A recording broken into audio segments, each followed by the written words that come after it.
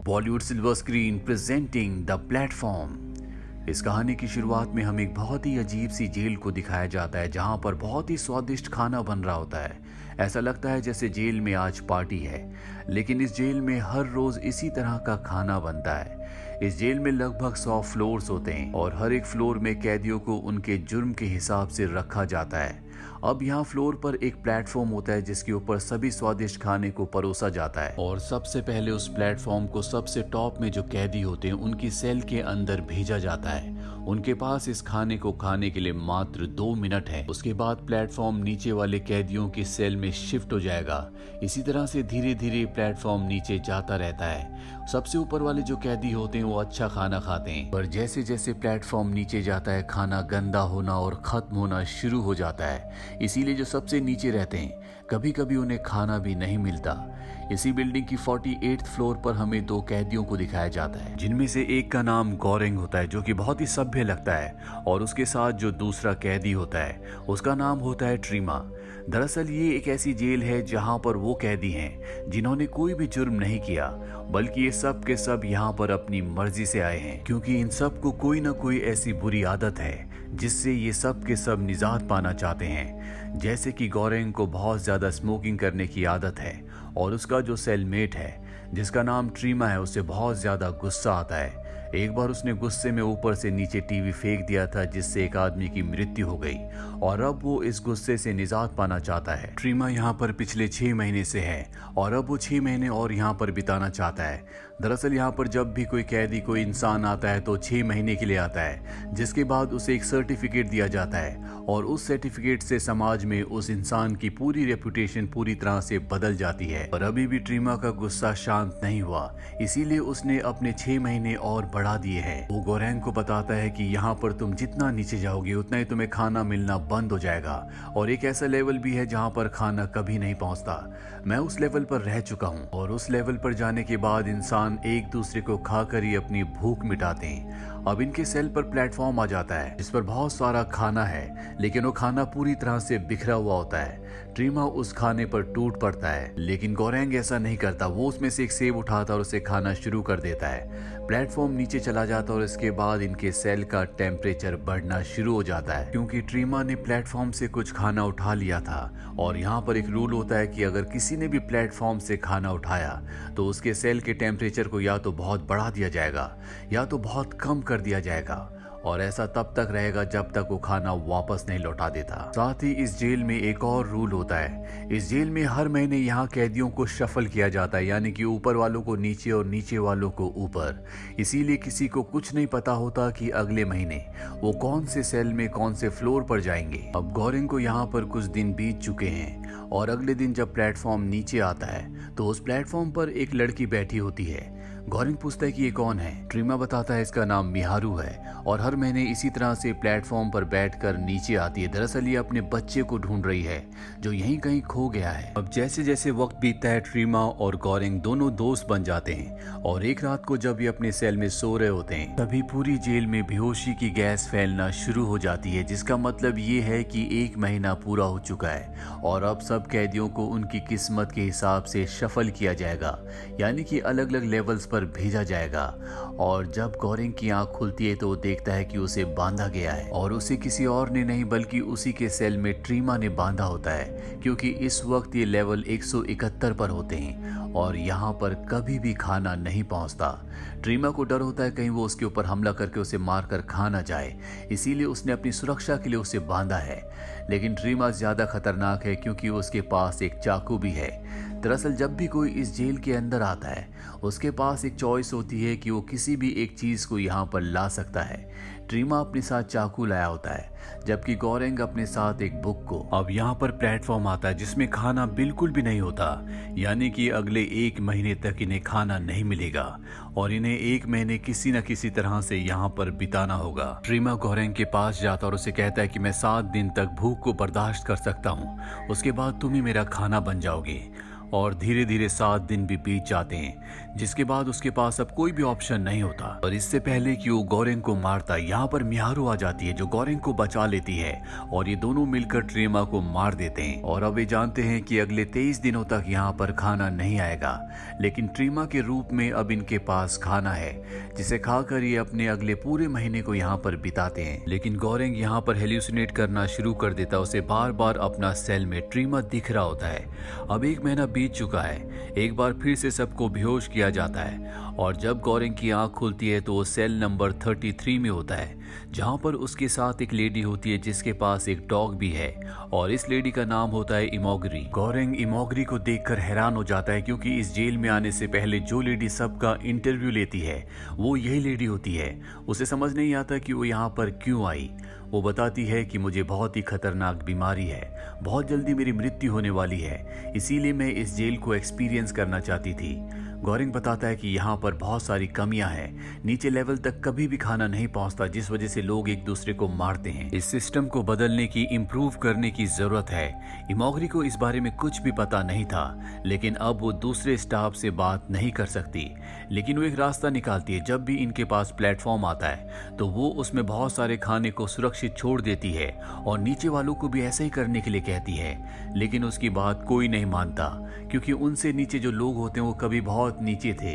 उन्होंने बहुत वक्त तक बिना खाने के बिताया था और अब उन्हें जितना मन चाहे वो उतना खाना चाहते हैं। 15 दिनों तक वो इसी तरह से कोशिश करती रहती है, लेकिन जब उसकी बात कोई भी नहीं मानता तो गोरेंग अपने से नीचे वालों को कहता है कि अगर तुमने ज्यादा खाना खाया या खाने को खराब किया तो मैं ऊपर से तुम्हारे खाने में यूरिन कर दूंगा, जिससे तुम खाने को नहीं खा पाओगे। इसीलिए वो खाने को खराब नहीं करते और बहुत ही लिमिट में खाते हैं। गोरेंग उन्हें नीचे वालों को भी ऐसे ही कहने को कहता है ताकि वो भी खाना खराब ना करे और खाना नीचे 200 लेवल तक पहुंच सके। दरअसल इसमें 200 लेवल्स हैं, लेकिन गोरेंग अपने ऊपर वालों को ऐसा करने पर मजबूर नहीं कर सकता क्योंकि उनसे अपनी बात मनवाने के लिए उसके पास कोई भी रास्ता नहीं होता।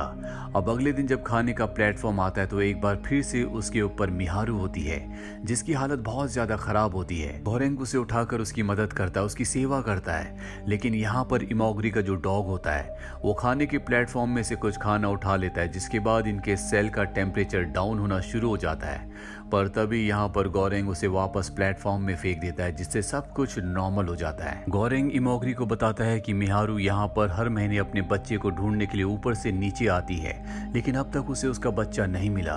ये सुनकर इमोगरी हैरान हो जाती है। वो कहती है कि मैंने इसका इंटरव्यू लिया था, ये एक एक्ट्रेस है और ये यहाँ पर अकेली आई थी, इसका कोई भी बच्चा नहीं है, ये सिर्फ इसकी इमेजिनेशन है। अब रात को इस सब के सब सो जाते हैं और अगली सुबह जब ये उठते हैं तो देखते हैं कि वहाँ पर मिहारू नहीं है। साथ ही जाने से पहले उसने इमोगरी के डॉग को मार दिया होता है, जिससे इमोगरी को बहुत दुख होता है क्योंकि वो अपने डॉग से बहुत प्यार करती है और अब वो पूरी तरह से टूट चुकी है।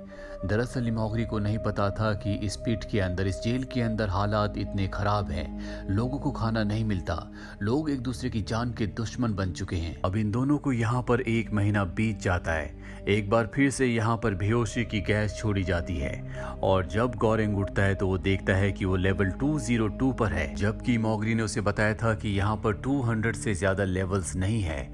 इमोगरी ने अपनी जान ले ली होती है क्योंकि 25 साल तक स्टाफ के साथ जॉब करने के बाद भी उससे कई बातें झूठ बोली गई थी। वो बहुत वक्त से बीमारी से जूझ रही थी, उसने अपने सबसे प्यारे डॉग को भी खो दिया और वो ये भी जानती थी कि यहाँ तक खाना कभी नहीं पहुंचेगा, इसीलिए उसने अपनी जान ले ली होती है ताकि गोरेंग को पूरे महीने उसके रूप में खाना मिल सके। और अब गोरेंग के पास इमोगरी के रूप में खाना है। वो 1 महीना और यहाँ पर निकालता है और अगली बार जब उसकी आंखें खुलती है तो वो टॉप के यानी कि लेवल 6 पर होता है, जहाँ पर उसका सेलमेट एक ब्लैक होता है जिसका नाम बैरेट है। बैरेट दरअसल यहाँ से निकलना चाहता, उसके पास एक रस्सी भी होती है, वो रस्सी से ऊपर जाने की कोशिश करता है लेकिन ऊपर वाले उसे ऊपर नहीं आने देते। इसके चलते बैरेट की जान भी जाने वाली होती है, लेकिन तभी गोरेंग उसे बचा लेता है और अब गोरेंग उसे कहता है कि यहाँ पर मैंने काउंट किया है, यहाँ पर 200 से भी ज्यादा लेवल्स हैं और अगर हम हर एक लेवल में जाकर सबको खुद से फूड बांटे तो सबको खाना मिल सकता है। और जब एक बार प्लेटफॉर्म पूरी तरह से नीचे पहुंच जाता है तो बहुत ही तेजी से ऊपर आता है और उस प्लेटफॉर्म के ऊपर बैठकर हम यहाँ से निकल सकते हैं। अब अगले दिन जब प्लेटफॉर्म आता है तो ये बड़ी बड़ी रॉड्स लेकर प्लेटफॉर्म के ऊपर चढ़ जाते हैं और पहले 50 फ्लोर्स तक ये किसी को भी खाना नहीं देते क्योंकि 50 फ्लोर्स तक एक दिन पहले सब ने खाना खाया है। 50 फ्लोर्स के बाद ये खाना बांटना शुरू करते हैं और धीरे धीरे ये नीचे जाना शुरू करते हैं, जहाँ पर ये देखते हैं कि एक आदमी मिहारू को मार रहा है। ये उसे बचाने की कोशिश करते हैं लेकिन बचा नहीं पाते और इसी दौरान ये दोनों भी बुरी तरह से जख्मी हो जाते हैं।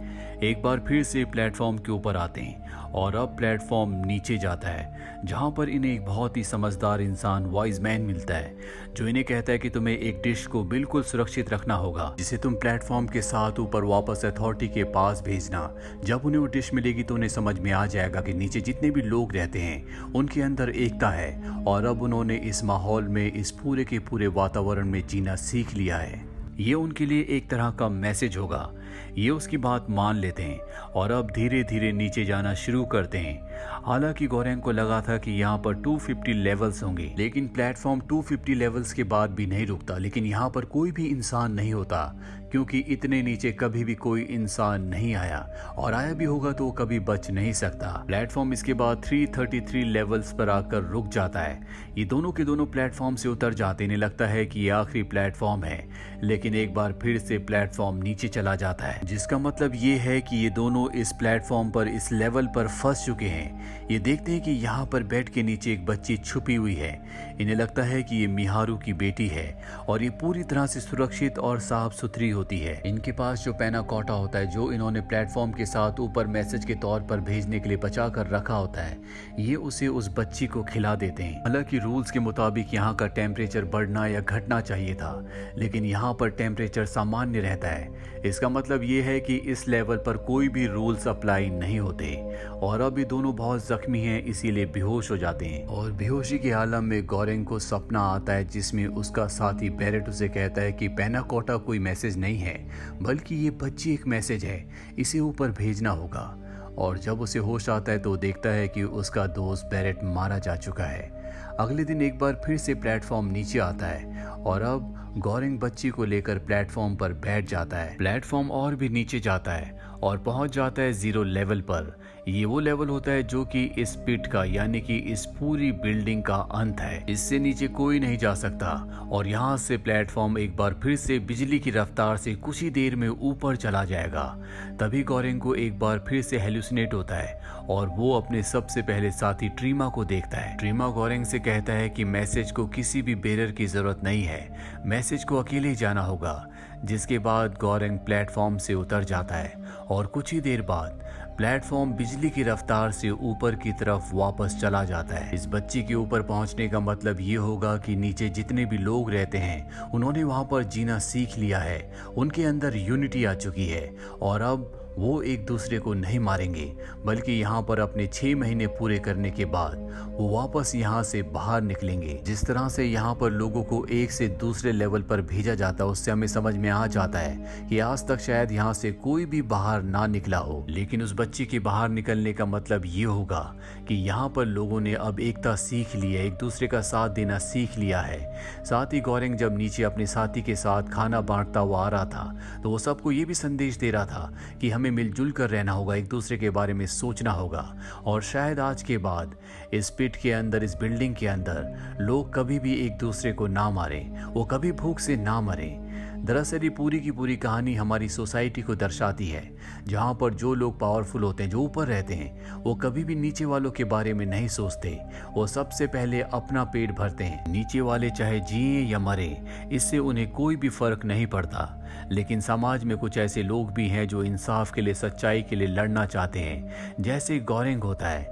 हालांकि उसने अपनी मजबूरी में कुछ गलत काम किए, लेकिन शायद ये उसकी मजबूरी थी। और अगर हम सबको भी अपनी सोसाइटी को, अपनी दुनिया को अच्छा बनाना है, तो हमें अपने से नीचे वाले के बारे में हमेशा सोचना होगा, ताकि ये पूरी की पूरी दुनिया एक बराबरी से चल सके। कहानी के अंत में गोरेंग वहीं नीचे उतर जाता है, जिसका मतलब ये है कि शायद वो कभी भी ऊपर ना आए, उसकी जिंदगी का यहीं पर खात्मा हो जाए। तो ये थी पूरी कहानी फिल्म द प्लेटफॉर्म की, जो हमें एक बहुत ही खूबसूरत मैसेज देती है कि हमें जिंदगी में एक दूसरे का साथ देना चाहिए, अपने से नीचे वालों के बारे में हमेशा सोचना चाहिए। उम्मीद करते हैं कि ये कहानी आपको पसंद आई होगी।